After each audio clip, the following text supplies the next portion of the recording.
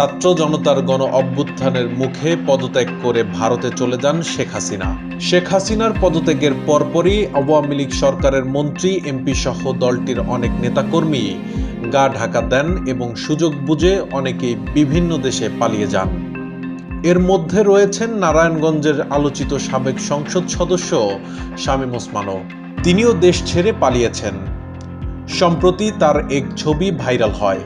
সেই ছবিতে শামীম ওসমানকে ভারতের নিজামুদ্দিন আউলিয়ার দরগাতে দেখা যায়। সেই ছবি নিয়ে ধোঁয়াশা তৈরি হলেও এবার তাকে সংযুক্ত আরব আমিরাতেও দেখা গেছে। গতকাল মঙ্গলবার আরব আমিরাতের আজমান সিটি সেন্টারে শামীম ওসমানকে ঘুরতে দেখেন বাংলাদেশি প্রবাসীরা। এ সময় তার সঙ্গে বোরকা পরিহিত দুজন নারীকেও দেখা যায়। তাদের তিনজনের হাতেই লাল সুতা বাঁধা ছিল। ধারণা করা হচ্ছে সম্প্রতি ভারতে নিজামুদ্দিন আউলিয়ার দরগাতে এই সুতা বেঁধেছেন তারা। প্রত্যক্ষদর্শী প্রবাসীরা জানান, আইফোন 16 প্রো ম্যাক্স হাতে শামীম ওসমান একটি মোবাইল অপারেটর প্রতিষ্ঠানে যান।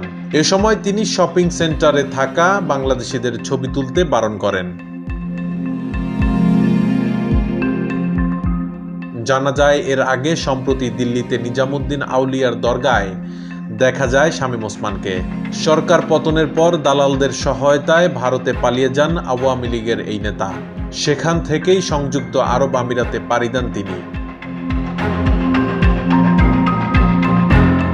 শামীম ওসমান ও তার ভাই একেএম সেলিম ওসমানের দীর্ঘদিন ধরে সংযুক্ত আরব আমিরাতে যাতায়াত রয়েছে।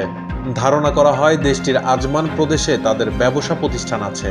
2017 সালে আমিরাতে আজমান প্রবাসী ব্যবসায়ীদের এক অনুষ্ঠানে বঙ্গবন্ধু হাই স্কুল প্রতিষ্ঠার জন্য 1 লাখ দিরহাম অনুদানের ঘোষণা দিলে আলোচনায় আসেন নারায়ণগঞ্জ 5 আসনের সাবেক সংসদ সদস্য সেলিম ওসমান।